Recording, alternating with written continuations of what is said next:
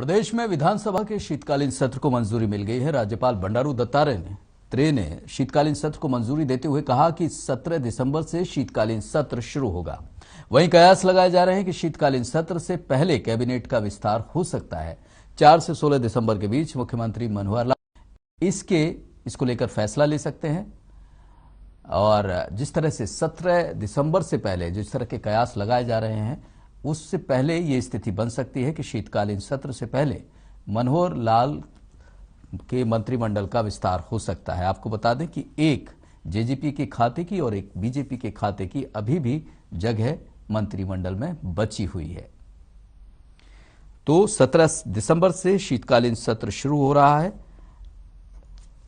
राज्यपाल बंडारू दत्तात्रेय ने इसकी मंजूरी दे दी है। हालांकि इससे पहले कयास लगाए जा रहे हैं कि मंत्रिमंडल का विस्तार हो सकता है। मुख्यमंत्री जल्द ही इस पर फैसला ले सकते हैं।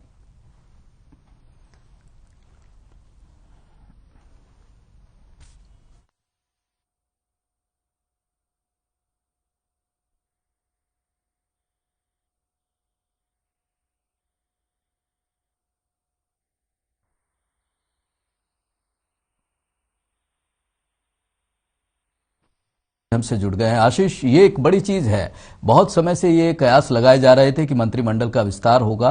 क्या इन खबरों में अब कितनी सच्चाई है? क्या ये अब मनोहर लाल जी ने मान लिया है कि अब जरूरी हो गया है कि मंत्रिमंडल में 2 सदस्यों को शामिल किया जाए? बिल्कुल सुंदर, देखिए जिस तरह से लंबे समय से कयास लगते आ रहे थे कि हरियाणा मंत्रिमंडल का विस्तार हो सकता है, लेकिन अब जो ये अटकलें हैं वो काफी तेज हो गई हैं, क्योंकि लगातार पिछले दिनों जिस तरह से मुख्यमंत्री मनोहर लाल ने प्रधानमंत्री नरेंद्र मोदी के साथ मुलाकात की, उसके बाद तमाम शीर्ष नेताओं की मुख्यमंत्री आवास पर बैठक होती है और फिर हरियाणा के जो बीजेपी के प्रदेश प्रभारी हैं वो प्रधानमंत्री से मिलते हैं। तो लगातार जो ये अटकलें हैं ये अब तेज होती जा रही हैं कि हरियाणा मंत्रिमंडल का विस्तार जल्द हो सकता है।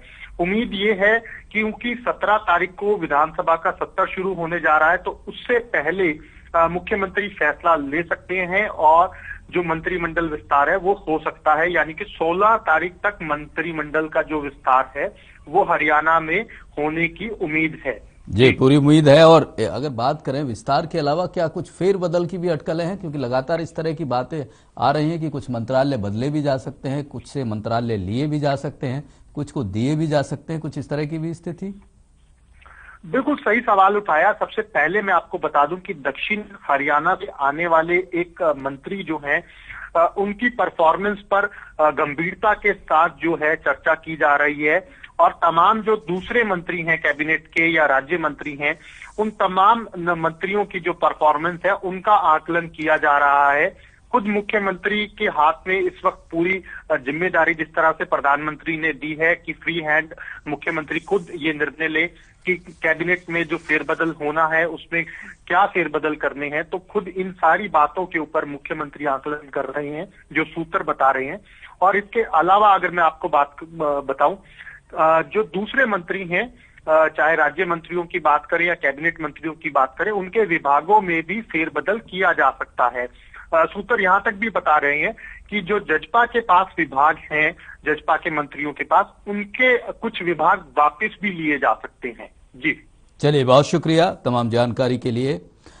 और इस वक्त एक बड़ी खबर का रुख कर लेते हैं। कुरुक्षेत्र से आ रही है।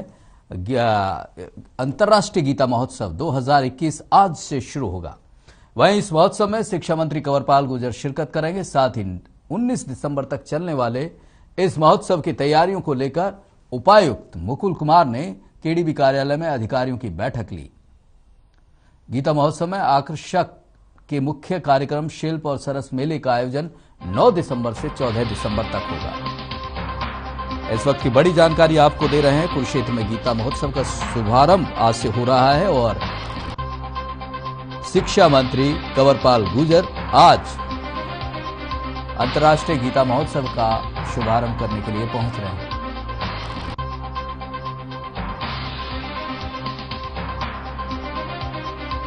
मदन मोहन छावड़ा मानद सचिव हमारे साथ फोन लाइन के जरिए जुड़ गए हैं।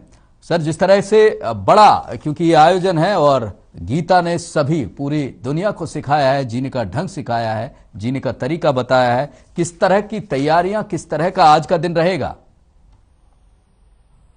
जी नमस्कार। नमस्कार सर। तो आज क्या खास रहने वाला है? क्या कुछ खास रहने वाला है आज? कंवरपाल गुर्जर जी वहां पहुंच रहे हैं, इसके अलावा और कुछ क्या रहेगा? देखिए, आज जो अंतर्राष्ट्रीय गीता महोत्सव की शुरुआत क्राफ्ट मेले के रूप में होगी जी। ये क्राफ्ट मेला एनजेडसीसी एवं सरस के माध्यम से जो क्राफ्ट पर्सन हैं पूरे देश के, जो अपने घरों के अंदर हाथ से अपने सामान बनाते हैं जी, उनको यहाँ पर एक अपनी जो सारी चीजों को विक्रय करने का एक बहुत बड़ा प्लेटफॉर्म मिलता है। ये गीता महोत्सव 2014 तक इसके अंदर 4 से 5 लाख लोग आते थे। 2016 के अंदर जब माननीय मुख्यमंत्री जी ने इसे अंतर्राष्ट्रीय स्वरूप दिया तो 2019 के अंदर इसमें 42 लाख लोग 18 दिनों के अंदर आए थे जी। आज देश और दुनिया के क्राफ्ट पर्सन का पहली पसंद जो है गीता महोत्सव में आना है। जो ministry of culture central government ने अपने कलाकार यहाँ पर भेजते हैं, जो यहाँ पर अपनी चीजों का प्रदर्शन और विक्रय करते हैं। निश्चित रूप से छाड़ा साहब शिल्पकार और जिस तरह से कलाकार लोग हैं उनके लिए बड़ा ही प्लेटफॉर्म होता है। लेकिन सवाल यह है कि जिस तरह से गीता के प्रचार प्रसार की बात की जा रही है, गीता महोत्सव क्या अपने उस उद्देश्य को पाने में, क्योंकि कई वर्षों से आप इस तरह का प्रयास कर रहे हैं, कहां तक पहुंचे हैं आप? जी, ये तो गीता महोत्सव को देखिए ज्ञान, कला और संस्कृति का उत्सव है। ज्ञान के लिए यहाँ पर बच्चों के बीच में गीता को लेके कंपटीशन, अष्टादश श्लोकी गीता पाठ, इंटरनेशनल सेमिनार, इस तरह की बहुत सारी चीजें होती हैं। कला के लिए पूरे देश भर के कलाकार जो है यहाँ पर जुटते हैं। जैसे क्राफ्ट का मैंने बताया, ऐसे लोक कलाकार, फोक कलाकार। बेहद शुक्रिया हमसे जुड़ने के लिए। और लगातार जिस तरह से बात करें, एक बड़ी स्थिति, क्योंकि हर खबर हरियाणा ये लगातार ये बात कर रहा है कि वापसी कब, किसानों की वापसी कब, क्योंकि 4 दिसंबर को एक बड़ी बैठक होने वाली है जिसके बाद ये तय होगा कि किसान कब अपने घर वापस जाएंगे। गुरनाम सिंह चढ़ूने, किसान नेता, हमारे साथ फोन लाइन के जरिए जुड़ गए हैं। चढ़ूनी साहब, सवाल वही है कि लगातार जब तक आप 3 कृषि कानूनों की बात लगातार होती रही, लेकिन अब आप कह रहे हैं कि और भी मांगे हैं, आखिर किसानों की घर वापसी कब, क्या स्थिति बन रही है अब? चढ़ूनी साहब, आवाज आ रही है आपको? हेलो जी, चढ़ूनी साहब नमस्कार। हाँ जी नमस्कार। चढ़ूनी साहब, सवाल वही है कि 1 साल हो गया है, आपकी मांगे भी मानी गई हैं, जो मुख्य मांगे हैं। अब ये लोग, चाहे वो टिकरी बॉर्डर पे थे, चाहे वो सिंगू बॉर्डर पे थे, जो वहाँ के उद्योग हैं, वहाँ के लोग हैं, अब वो ये मान के चल रहे थे कि जल्दी आप लोग घर वापसी कर लेंगे, लेकिन वो स्थिति नहीं बन रही है। कब तक साफ हो पाएगी ये स्थिति? देखिए, 2-3 मांगे अभी पेंडिंग है जी। जो मुकदमे दर्ज हुए हैं उनके बारे में अभी सरकार कुछ नहीं बोली है। नहीं, सरकार ने बोला है कि वो वापस लेंगे। सरकार ने बोला है वो वापस लेंगे। दुष्यंत चौटाला का बयान आता है, मुख्यमंत्री का बयान आता है, धनखड़ साहब का बयान आता है। बाकायदा इसके लिए उन्होंने डेटा इकट्ठा करना शुरू कर दिया है कि जिन जिन लोगों पर मुकदमे दर्ज हैं। तो सरकार आपकी मांगों पर विचार कर रही है, लेकिन ये जो स्थिति आप बना रहे हैं कि अभी भी रोड जाम है, लोगों को दिक्कत है, उस पर विचार कीजिए ना चढ़ूनी साहब। एक बात तो ये है कि आपकी आवाज बिल्कुल कट कट के आ रही है।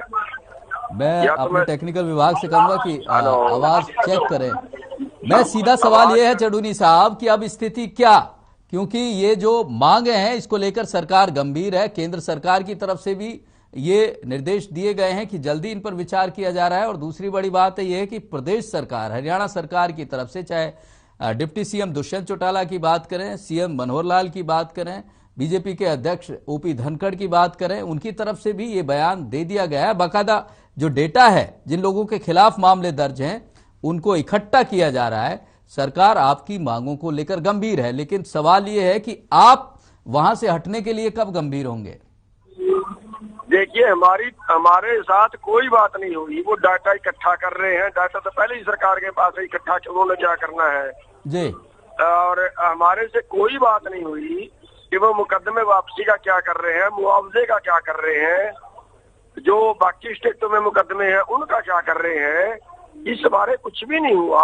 अगर वो मुकदमे वापस लेते हैं, मुआवजा देते हैं, एमएसपी पे जो कमेटी बनाने की बात कर रहे हैं उस पर वो बताते हैं कितने दिन में कमेटी रिपोर्ट देगी, कौन कौन कमेटी में होंगे और वो कमेटी की रिपोर्ट मान्य होगी भी या नहीं होगी। चढ़ूनी साहब, एमएसपी का बड़ा मुद्दा है, सरकार कह चुकी है कि उसके बाद कमेटी और ये सारी चीजों पर विचार हो रहा है, लेकिन इतना भरोसा तो अब करना चाहिए कि सरकार आपकी बातों को, आपके आंदोलन को, सभी चीजों को गंभीरता से लिया है और इस पर विचार कर रही है। लोगों को तो आजादी मिले। जिन रोडों को आपने जाम किया है, जिन सड़कों को आपने जाम किया है, जिन पर चाहे वहां के उद्योगों की बात करें, आम लोगों की बात करें, बड़ी परेशानी है उन्हें। एक साल से किसानों को दिक्कत नहीं है, वहां के जो आसपास के लोग हैं, और उसका पूरा प्रभाव पूरे प्रदेश, पूरे देश पे पड़ता है। आप सुनोगे तभी तो ना जी।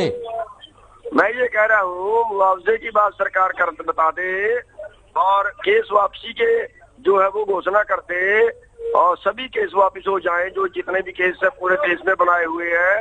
एनआरआई जो बाहर से आए थे जिनको ब्लैक लिस्ट किया उनको ब्लैक लिस्ट खोल दे। कई लोगों पे छापे मारे हैं इन्होंने जो आंदोलन के सहयोगी थे, इन सब की वो जो सरकार जो राहत दे दे। एमएसपी में जो इन्होंने कहा है कि हम कमेटी बनाएंगे, वो कमेटी बना दे, उसका टाइम बाउंड कर दे, उसके बता दे कि उसको क्या क्या काम कमेटी का होगा। उसको ये उलझा रहे हैं, उसको कह रहे हैं ये चढ़ूनी साहब वो प्रक्रिया चल रही है, कानूनी प्रक्रिया है, वो चल रही है, वो थोड़ा सा समय ले रही है, लेकिन आप कम से कम इतना सब्र भी रख सकते हैं और इतना भरोसा भी रख सकते हैं ताकि कम से कम आम लोगों का जो जीवन है वो तो पटरी पे आ जाए। वो प्रक्रिया चल रही है, सरकार बिल्कुल आप लोगों को भरोसा दे चुकी है। अब आप बोल रहे हैं सुनो भी ना, हमें क्या पता किससे को बात चल रही है किससे नहीं चल रही है। हमारे से किसी ने बात करी हो तो बताओ। वो टेलीविजन में बोल देते हैं, बोल देते हैं, ऐसी वो बोल देते हैं। प्रधानमंत्री ने बोला तो कृषि कानून वापस हुए ना। मैं ये कह रहा किससे बात चलिए उनकी बताइए। जो कृषि कानून तो हमने मान लिए, हम कृषि कानून की बात कब कर रहे हैं? एमएसपी पे क्या किया है बताइए, जो केस वापसी उनपे क्या किया बताइए, कितने केस अभी तक वापस लिए बोलिए। तो वही बात कर रही है सरकार, वही बात कर रही है, हरियाणा सरकार भी वही बात कर रही है कि ये जो ये प्रक्रिया है वो उन्होंने शुरू कर दी है। कम से कम आप अपनी प्रक्रिया तो शुरू करें। 48,000 लोगों पे मुकदमे छोड़ के चले जाए क्या हम लोग? 48,000 लोगों को जेल में जाने दें क्या? नहीं, 48,000 लोगों को किसके हवाले छोड़ के जाए उनको? देखिए, हम इतनी सी बात चढ़ूनी साहब इतनी सी बात कह रहे हैं कि जब ये प्रक्रिया चल रही है तो आप वापसी की प्रक्रिया तो शुरू कर सकते हैं। करते हो जी आप लोग?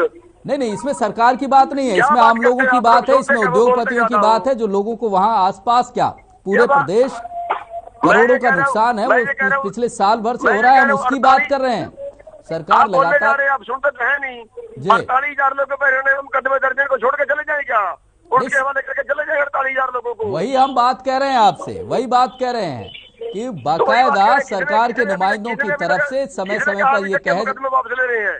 कितने वापस लिए अभी तक बताइए? चढ़ूनी साहब आपकी मांगों पर सरकार विचार ही नहीं कर रही है, उसकी प्रक्रिया भी शुरू कर रही है। ये लगातार बयान आ रहे हैं हमारे पास, वो बात हम कह रहे हैं आपसे कि वो प्रक्रिया आप भी शुरू करें जब उनकी तरफ से प्रक्रिया शुरू हो रही है। तो सरकार करे जरूर, वापस लेना, वापस ले, हम चले जाएंगे। 48,000 लोगों के खिलाफ मुकदमे दर्ज है, उन्हें थोड़ा सा वक्त लगता है, जो कानूनी प्रक्रिया है वो अपने हिसाब से होती ही है, वही तो बात कह रही है सरकार। तो आपको उस पर भरोसा तो करना चाहिए। मेरे को बताइए ना, हद हो गई। कितने केस वापस लिए अभी तक बताइए?